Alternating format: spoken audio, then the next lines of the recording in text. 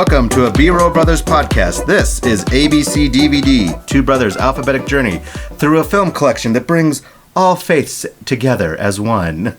So today we are going to be talking about Keeping the Faith. I'm Josh. I'm Noah. And we're talking about Keep the Faith, a 2000 movie. Yes. Released April 14th, 2000. It was directed by Edward Norton. His directorial debut. Yeah, one of two movies. Yes. So not a long list. No. He had this movie, then 13 years later he had another one? Yeah. It wasn't a major one. I think it was Motherless Brooklyn or something. Something like that, yeah. It was written by Stuart Blumberg, whose accolades include The Kids Are All Right, Thanks for Sharing, and The Girl Next Door. Okay. So he's got a little drama, a little comedy. Yep, which is what we could describe this movie as. Yep. It stars Ben Stiller. And so Josh, he gets to play. What did IMDb give Ben Stiller?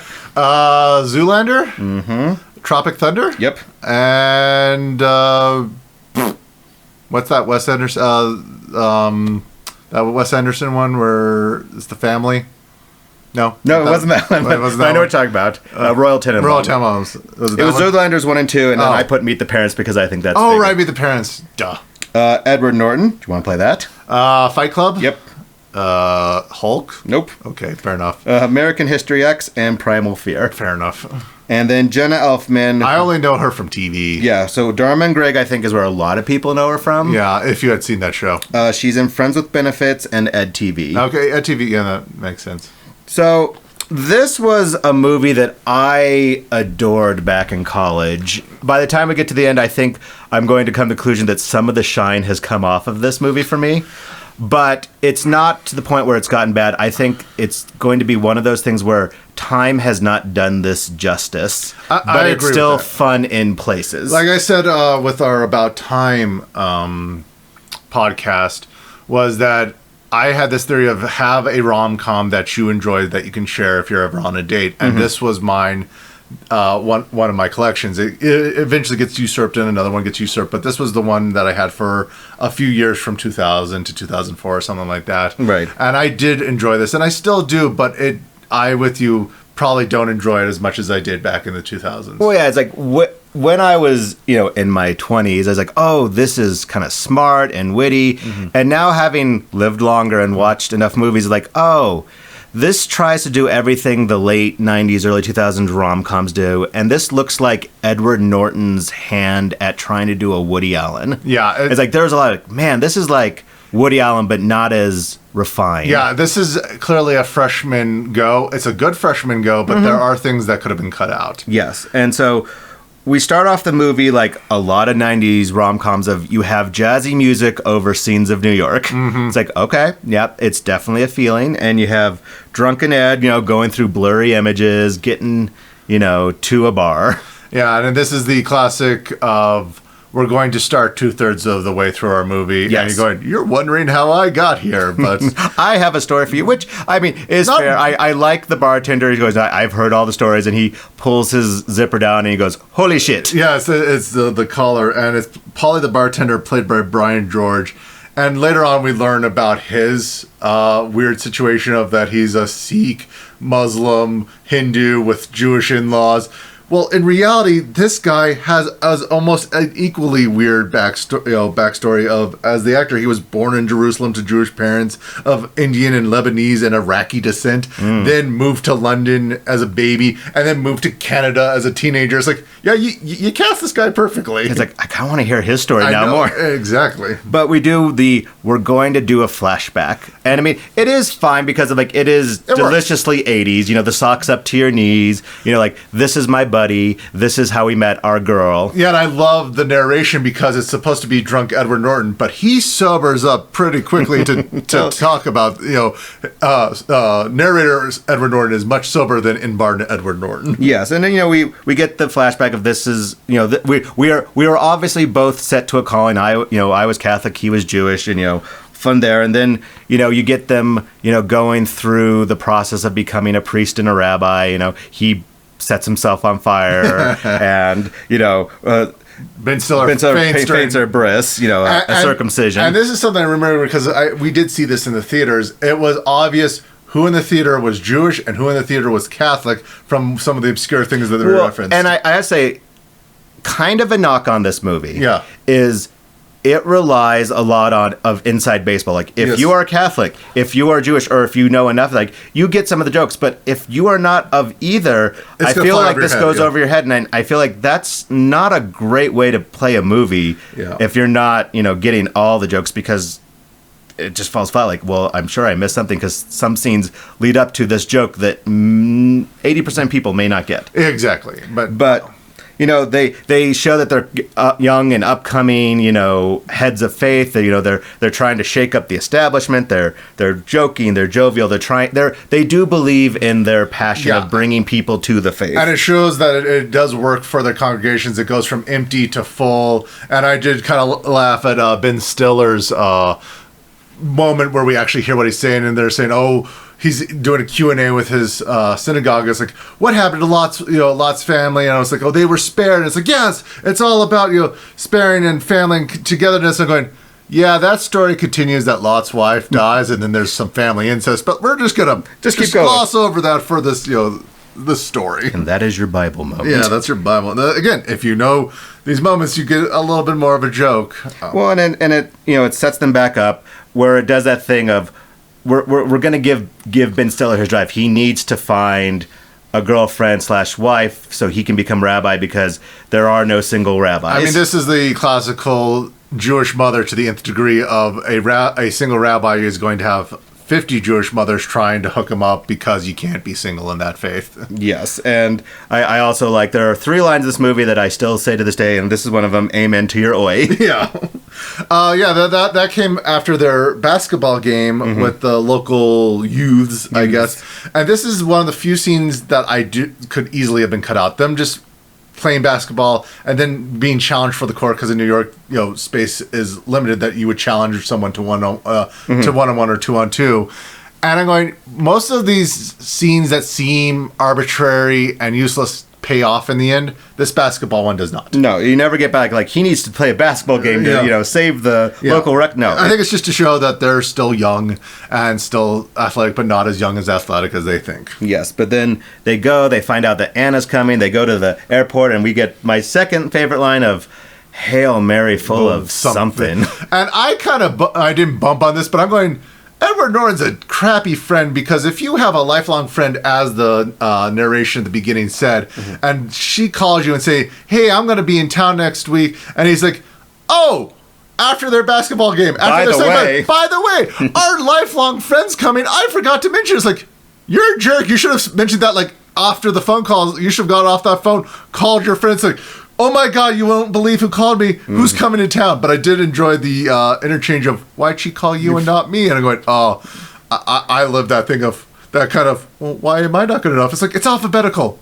That makes sense. Alphabetical movies, that makes no sense. No one would do anything alphabetical. But we then get some fun scenes of him basically saying, like, "I have to go on these dates." Yeah, these blind dates. And the first date is it's awful. I mean, it's all the red flags of a bad first date. I mean, I like what he says, where he just says, like, "Please God, make this painless."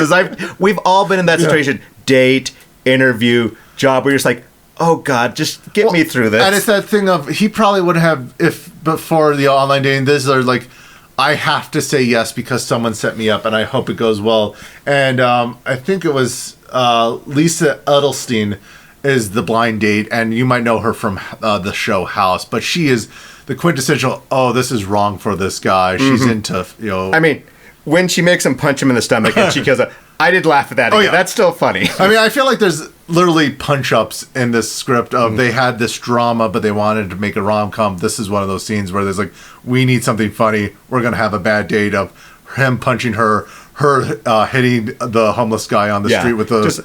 It's just... And then him literally trying to run away from her, telling the cab driver, "Go, go, go." It's like, It's great because, like, we all have at least heard or seen or had something where, like, I need to get out of here now. Yeah, and then we go into what hits a little close home to me, and probably for you, is the bar mitzvah practice, showing that Ben Stiller is a really good rabbi, really good with his congregation, but man, hearing the voice cracks and like, and you could just see him, like, the patience, be like, "Listen, you're gonna suck. Let's just get through it." But he gets to call Anna and talk about his awful date, which comes to our third line that we still use to this day whenever we describe something awful. It's like, it was awful, it was antagonizing, but at least it was long. Yeah. And I like this first, what I call the first flirt. Yes. Between Anna and Rabbi Jake Schramm of, it's that gender flip of, what are you wearing? Mm-hmm. And they play along with it of, oh, he describes a suit, and you kind of see she's getting interested. Yeah. And I love this movie for this this relationship, because unlike the quintessential rom-com, there is no meet cute in any of this movie. No. This is an old friend that has come back into their lives, and that they immediately start clicking from the beginning. And also, like, all his dates with all the other women aren't meet cutes. They are blind dates. This is how people tend to meet. No. You either meet them in school or by setup, or you just know them. Right. And I think the thing this movie does well is the relationship aspect of, like, no, it doesn't play the, will they, won't they? They get to it fairly quickly. Yeah.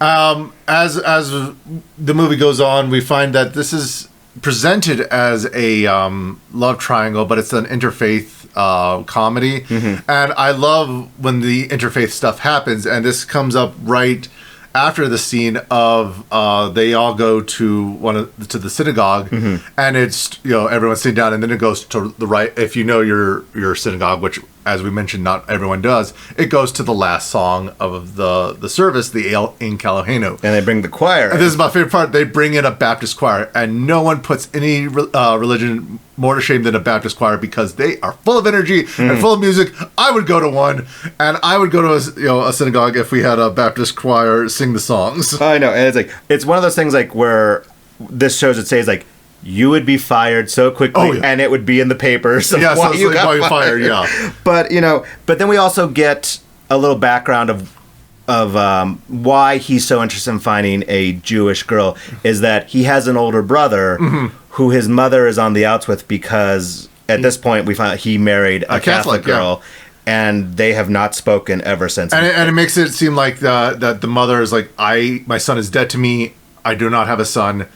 It's like his brother's gone, and he's terrified of, which I'm sure is still true to this day. And various households, like, no, you do not, date outside the faith. It's in a lot of comedies of, oh, my mom's gonna kill me. I'm dating a Jewish boy, or no, you have to stay. It's tradition, tradition.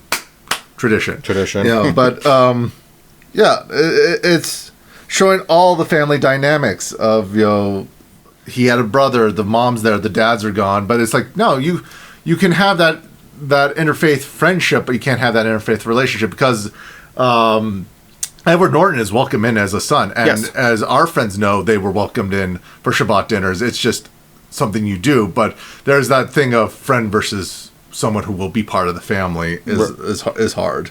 But we get a double date situation, which I bumped on this a little bit. Who brings a double date on a first date? It's a little awkward. It feels like it's trying too close to that rom-com, like let's do the setup, and it pays off in the end, but it feels like all that was set up just so that Ben Stiller and Jenna Elfman could say, I have a crush on you. It's that they're pretending, Jenna Elfman and Edward Norton pretend to be a couple, and Ben Stiller's trying to have a date with this super good match of Rachel Rose, played by Irina Sofer, and we just see them.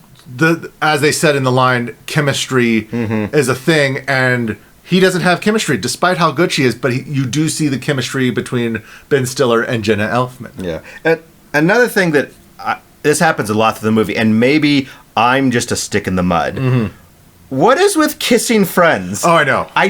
Maybe this is a thing that I've never seen any of my. It's like, who kisses their friends like that? And it's like, and it goes like, initial the kiss on the cheek, but it gets closer and closer. It's like, you're just kissing them now. I mean, throughout Jenna Elfman is kissing Edward Norton, like, not on the cheek. It's like, no, it's like, and I know there are people who do this. And I know there are cultures, but it's like, this was like, well, this is weird to me. It's like, and obviously it becomes weird for Edward Norton later. Yeah, and they keep playing this flirty game between Ben Stiller and Jenna Elfman, and their realization that they do like each other, because there's that discussion between Edward Norton and Jenna in the cab about how she loves to go to the Met, how she loves to go to the thing. And she said, I saw a new painting for the first time. I saw it a million times, but this time I'm seeing it in a new light. And she's like, I like Ben Stiller. And it's starting to also lay the groundworks that Edward Norton is going to be misinterpreting things. Right, and so Jenna Elfman and Ben Stiller, hook up. I'm glad that they got to it quicker than most places. It's an hour in. You realize that's not that. Will they? Won't they? That's the second we get it to it at this point in the movie. It's a lot sooner than you think it should be. And very much a 90s thing again is like, there are a lot of close-up of hands moving around. Yeah. Just hands. Just hands. Just hands while we're talking. Yeah, and that question of, should we hide it from our friends? Should we tell? And you can understand, I don't want to tell my family, but to hide it from Edward Norton, like, that is going to be the groundwork of their hubris of saying, no, when you hide the truth, bad things happen. And then we get a very long music montage of their relationship growing. And I, as someone who loves to, sometimes thinks of the behind the scenes, this was all filmed at once. So it's like, okay, you're going to make out, get off the bed, change clothes. You're going to make out, get off the bed, change clothes. You're going to make out. It's like... But one thing I'm going to give this to Edward Norton because I think he did it, is unlike other movies, and I'm thinking about Tom Cruise movies, is Ben Stiller shorter than her. Oh, yes, I was going to mention that too. And they don't make him taller. They don't give him a box. They don't make her... He is shorter than her, and the movie just lets him be shorter. And we jump past that of they make that super apparent because in the airport he is standing on the baggage claim and is towering over everyone, and then she's like, "Come down here and talk to me," and he comes down and she's looking down at him. No, and I love that they made him his actual height and her actual height. No, I think it adds to the chemistry. Like I said, the chemistry in the relationship works because they get to actually be themselves. Yeah. We also meet T-Bone as a security guard. And again, you think at this point this is going to be a throwaway just joke, but that one does pay off. It builds to it. And then we get the other thing that seems like a throwaway. The porno office the porno office across the office where she spies on them. And I got like a feeling like, is this a reference to older movie 10 where you spy on people having sex and it spices up your relationship? But it's just something that, you're never really alone in New York. Right. And, it ends with the montage of them going on a date and, she lays out that she's taking these mystery classes. Yes. And he really wants to know, but she's not going to tell him. Well, and they do a good job of hiding what these mystery classes is, because if you listen to her talk to her Ben Stiller's mom, she's like, oh, I take Tai Bo, I take these. So it's like, I'm just taking another class. It folds into it. It's like, it doesn't come out of nowhere. You can miss it. And I've seen, like, in reviews, they missed these breadcrumbs of these classes.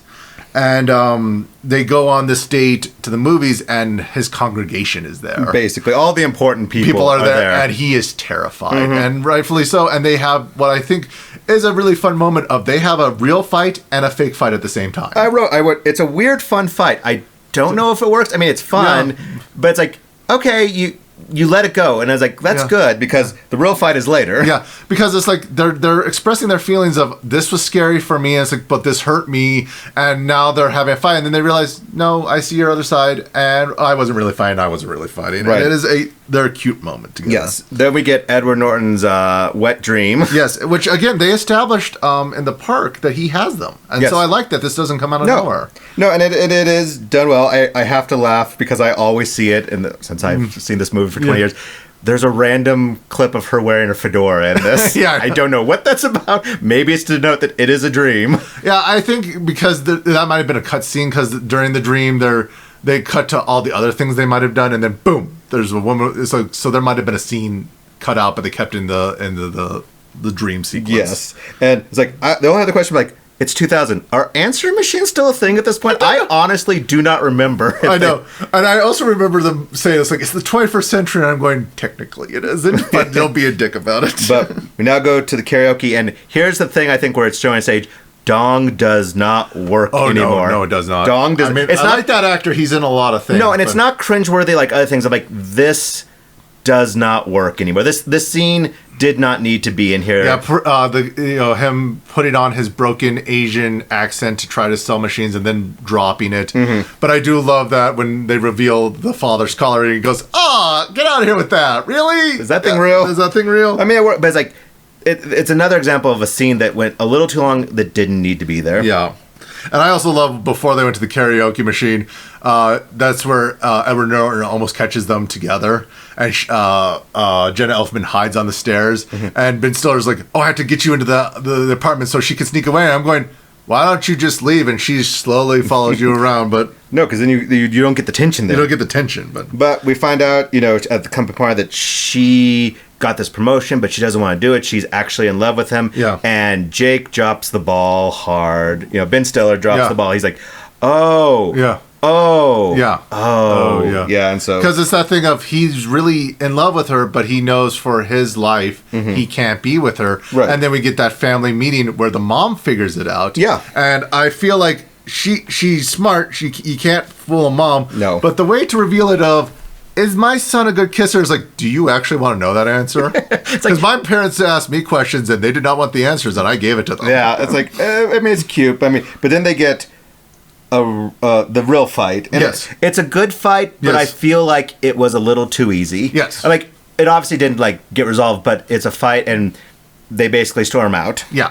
And then you get the misinterpretation by Edward Norton, which is embarrassing. And it's a feeling I had back then. It's a feeling I have now. It's like, I feel really bad for Jenna Elfman. Yeah. You just got screwed over by Ben Stiller, and now You've lost a friend. You're like, well, not only the friend makes it about him. Yeah. He knows that she's in, Yeah, thing, pain. and he makes it all about him. It's like, I thought you were in love with me. I'm in love with you. And now that I know that you're not in love with me, I don't know if I can be your friend. Now, that is a thing of, if you ask someone out and they say no, you don't have to hang around them. But if you have a friend that you want to change their relationship and they say, no, I don't want to punish them is a kind of dick move. Right, and then he goes to the synagogue and has a confrontation, yeah. which I bumped on this because he says, I know what you said to Jenna. I know what you did. It's like, no, you didn't. You never listened to her. You stormed out like a big baby man. You got drunk and worked out. But now we are back to the beginning of the movie. Yeah. And there's this moment in I don't know if it's still the rectory of, we get a lot of time with the elder rabbi who's played by Eli Wallach and the committee, but we don't get enough with the priest, and I want to know more about that guy. Right, and I also want to point out, Eli Wallach, Yeah. who is the ugly in The Good, the Bad, and the Ugly. I know. He plays many things. I just want to point out, he is Yeah. neither Mexican nor Jewish, but he plays them both really well. Well, and I forgot to mention that Ben Stiller's mom is Anna Bancroft. She's Mrs. Robinson. I mean, this is a nice pull on people. So, But no, we do get to finally have that father-to-father Yeah. talk Yeah. with, yeah. I see what you did there. But no, he says, listen, we're not perfect individuals. I fall in love every decade or so. It's like, it's a choice every time. Yeah, and that's why it's like, I wish we had a little bit more of the Catholic side of this movie, but it is like, Edward Norton is a supporting character in this love triangle because it really isn't. It's interfaith. Yeah. And he's just making a misunderstanding. But it would have been nice for more of that, of problems of becoming a priest, problems of his. But this movie is long enough as is, so I understand why they didn't put it. And this is also where the movie starts to fall apart for me, is things get made up rather quickly. He makes up with his friend. Well, yeah, I mean, my complaint of the length of this movie is the Act 2 collapse goes on forever. I mean, the breakup, the loss of the friend, he might lose his job, his mom's upset with him, his mom has a stroke. It's like, there's a lot that goes on. It's like, geez, this Act 2 end goes on forever. But nothing has teeth. Like, she's in the hospital, but so what? She's fine. She's fine. It's like yes, he got upset, and we're back at the beginning of the movie, and then we have another musical montage of them all wandering around like lost puppies. Yes. But it's like they make up. It's cute. Yeah. Jenna Elfman makes up with Edward Norton in the confession booth. Yeah. It's cute. The payoff at the end with the one-liner is like, Like I said, this is like one of the few Catholic jokes of this is a little bit too much touchy-feely in my confessional. I do like the realization that the mom didn't really cut off her son. She initially did and tried to undo it, but because that her son has cut off her. Right. And it's like, you don't know, I screwed up. I screwed up. I will not screw up again. Right. It's like, I'm being punished, but I'm not going to do it again. And he does get the blessing, but he still doesn't do it. Yeah. you get that final speech, like Yeah. you know, he's all expected to be fired. He gives Yeah. that thing like, "I didn't trust you guys. I should have." It's where the namesake of the movie is like, I should have put my faith in you. I should have put my faith in my friends and my family. We have to keep the faith together. Kind of. They don't actually say it, but that is the impetus of that speech. Yeah, I mean, as a big hurrah speech, it doesn't land for me. It's fine, but it's like it just doesn't do it for me. It's a sad kind of speech, but it works. You know. But then we get the quintessential rom-com, go get the girl. Yeah. I mean, it's cute. He goes to the porn office. It, pays off. He's over the phone. Yeah. They're like, no, run over here, get the girl. And he's running, and he gets closed by a T-bone. And it's like that. It's like that paid off. It paid off. It's still funny, but yeah. Yeah. And then we go to the rec center that they've been building, and it just kind of ends. Well, I mean, it's like we finally figure out the mystery class. She's been taking classes to convert, I'm assuming. Yeah, she's at least taking Talmudic classes to learn more about Judaism. And the assumption that she was going to convert. Yeah, and I mean, and like this karaoke bar is like where you're like, okay, I mean, I know this is a thing, but it's like, but why is it a thing? I know it's like it's supposed to be a senior center or a youth center. I know, but it's both like, faiths, and it's like I was like, would they actually use this? I know. I don't know. And you're right. And then it does just end. Yeah, there's like, oh, we're back together. Oh, we're three are friends. Take the picture, like the thing, and it's over. Now, it is a thing of rom-coms of they're back together, but this could have used a little bit more breath. Mm-hmm. And it's like, coming to conclusion is like, I don't know how strongly I would recommend this to someone. It's like when there's, 2 years earlier, there's, You've Got Mail, which is about as bubblegum as you can get. And then 4 years later or 3 years later, Love Actually, which is the like granddaddy of rom-coms. I think there's better rom-coms. See, I mean, it is it's like, this is early Ben Stiller. This is about the time he started doing Meet the Parents, and, he's getting into his chops, but it's like, it's a little long in the tooth, and you can definitely see that there could have been tighter editing. I mean, it's a cute story.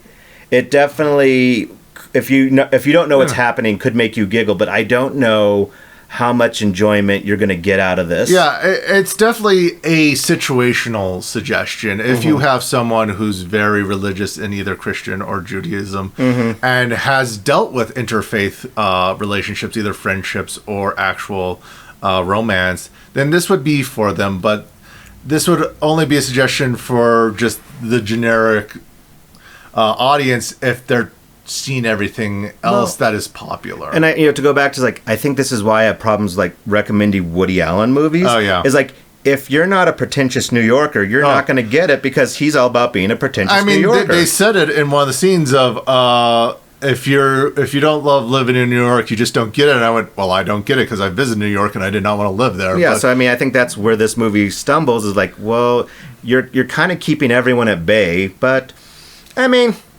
it's worth a watch. But there are, as we mentioned, better rom-coms, and just keep it on your list of if you need one later on. You forgot what the next movie was, wasn't it? No, I did not forget, because you want to know why? Oh, is this a setup? Turn back, Josh. Oh, God. You must get to the bottom of the labyrinth. Oh, Bowie. David Bowie, Jim Henson, and some Muppets in the classic Labyrinth. Yeah, you can remind me of that babe. Oh, the babe with the power. Okay, so I hope you all enjoy keeping the faith, at least having us talk about it. But yeah, watch Labyrinth beforehand if you can. If not, we will see you next time. All right. Bye. Bye.